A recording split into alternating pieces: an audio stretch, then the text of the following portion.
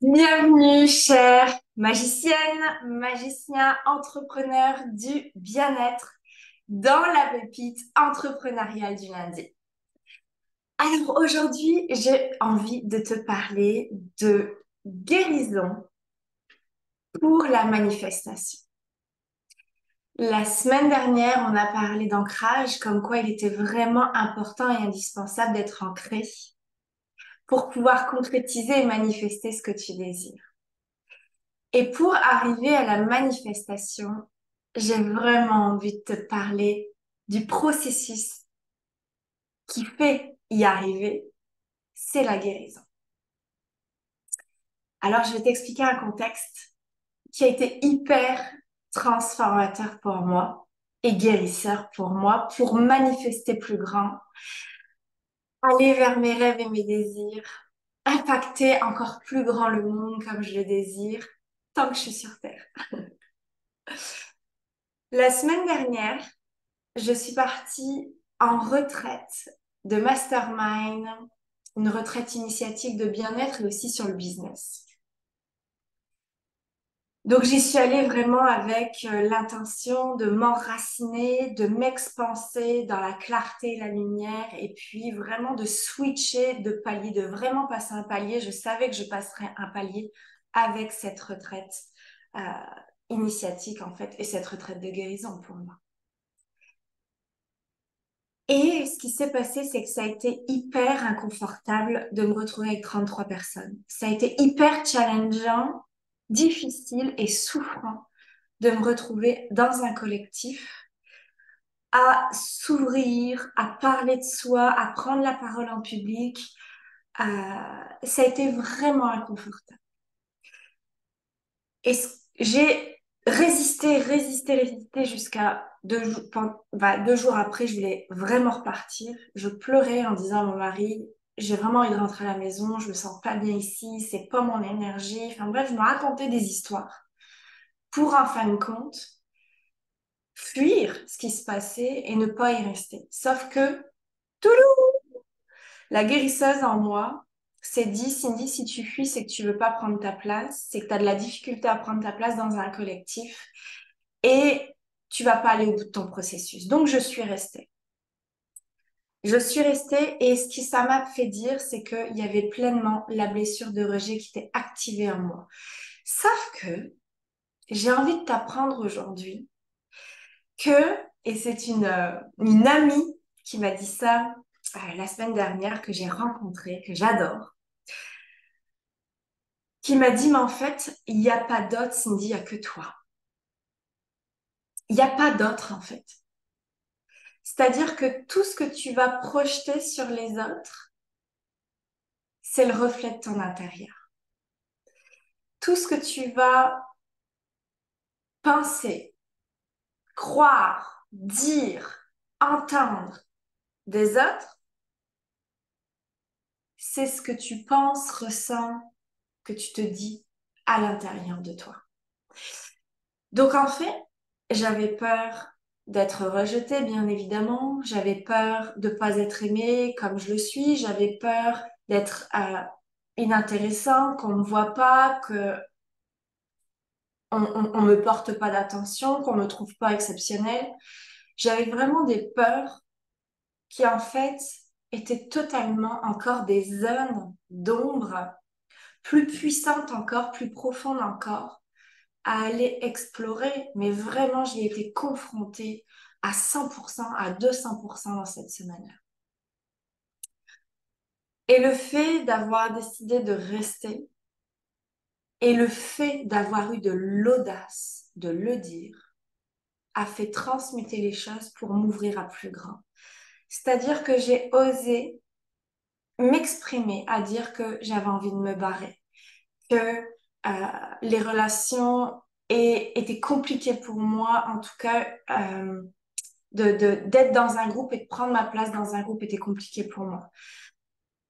Que il y a des discussions qui me faisaient complètement chier, et que c'était vrai, qu'il y avait des choses qui étaient inintéressantes pour moi. Enfin bref, j'ai osé vraiment dire que c'était dur, c'était souffrant, c'était douloureux pour qu'en fait, on m'accueille dans l'amour et le non-jugement parce que moi, à ce moment-là, je me suis accueillie dans l'amour et le non-jugement. À ce moment-là, je me suis rencontrée puissamment qui a fait que j'ai pu rencontrer les autres. Alors certes, ça n'a pas été la façon dont j'aurais aimé rencontrer les autres, mais sache que l'univers a toujours un plan pour toi et un chemin pour toi que tu penses peut-être pas pour aller vers la manifestation que tu désires. Et quand bien même je comprends tellement ce que j'ai vécu parce que ce que je désire créer et vivre dans ces prochains mois et ces prochaines années, bien évidemment qu'il fallait que je passe par là. Alors, la leçon à en tirer aujourd'hui, c'est qu'est-ce que tu n'oses pas encore aller regarder à l'intérieur de toi? Qu'est-ce qui est encore inconfortable chez toi? Que peut-être ce sont des jugements intérieurs, ce sont des peurs. Et en fin de compte, ce sont tes propres mots, tes propres dires intérieurs que tu as peut-être besoin d'aller rencontrer pour passer au prochain palier d'expansion dans ta vie et ton entreprise.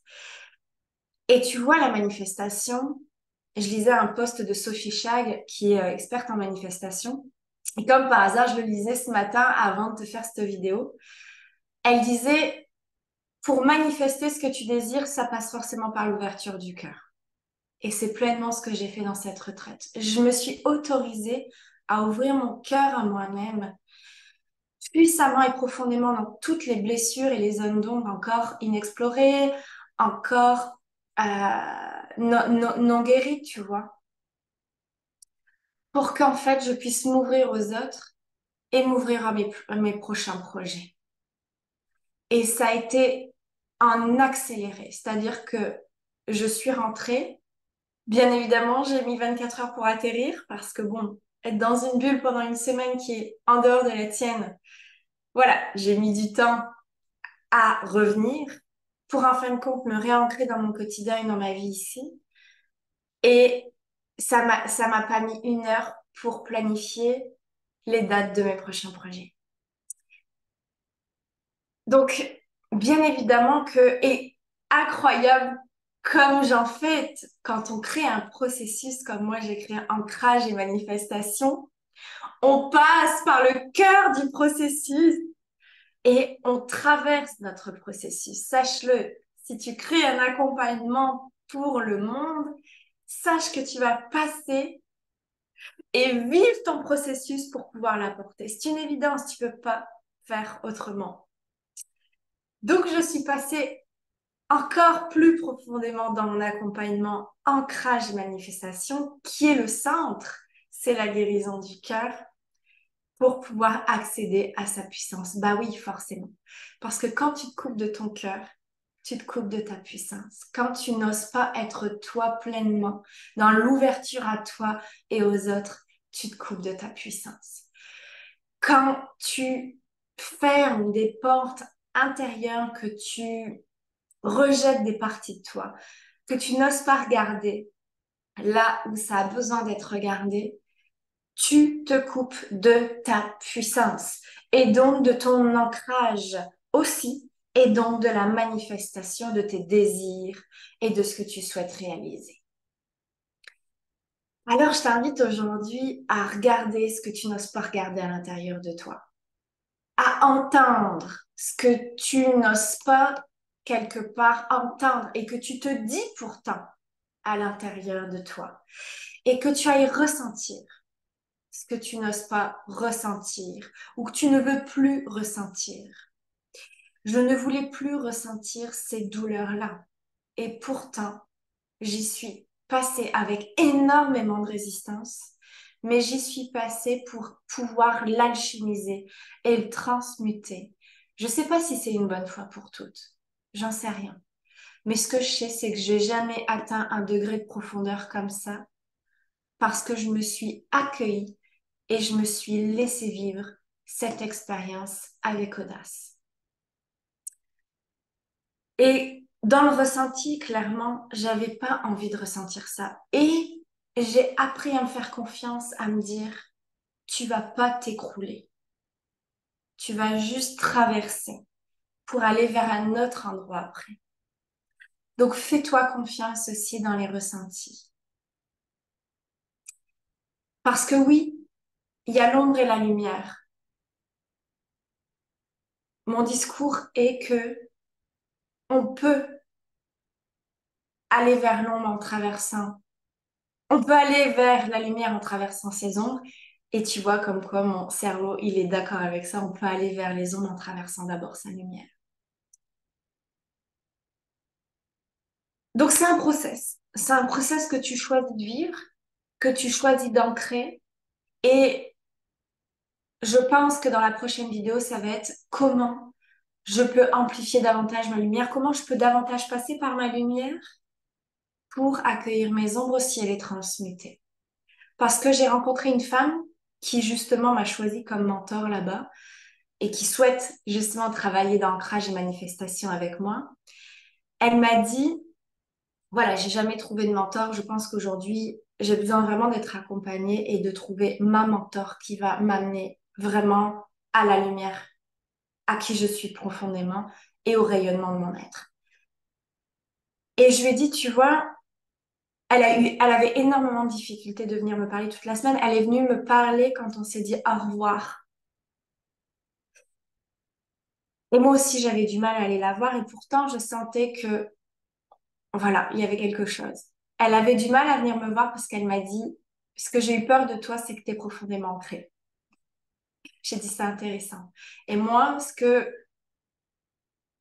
je résistais chez toi, c'est que tu t'es présentée comme une femme qui fait du shadow work. Et à l'intérieur de moi, le shadow work, il est terminé dans le sens où plus tu fais du shadow work, du travail d'ombre, plus tu amplifies tes ombres. Puis moi, ce que je veux créer comme processus aujourd'hui, c'est amplifier la lumière et transmettre les ombres là-dedans. Et je lui ai dit, c'est pour ça que j'étais en résistance avec toi, puis j'étais tout simplement pas d'accord. C'est que pourquoi, à un moment donné, tu ferais pas du light work au lieu du shadow work? Puis je vais te laisser là-dessus pour rester dans l'espace et l'égrégore d'une pépite entrepreneuriale du lundi sur une vidéo de 10 minutes. Ça sera notre prochain thème, je pense. Pourquoi pas, ou peut-être pas, parce qu'il y a d'autres choses qui vont venir aussi pour te transmettre. Je t'embrasse, je te souhaite une magnifique semaine dans l'ancrage à la manifestation que tu désires. À très bientôt.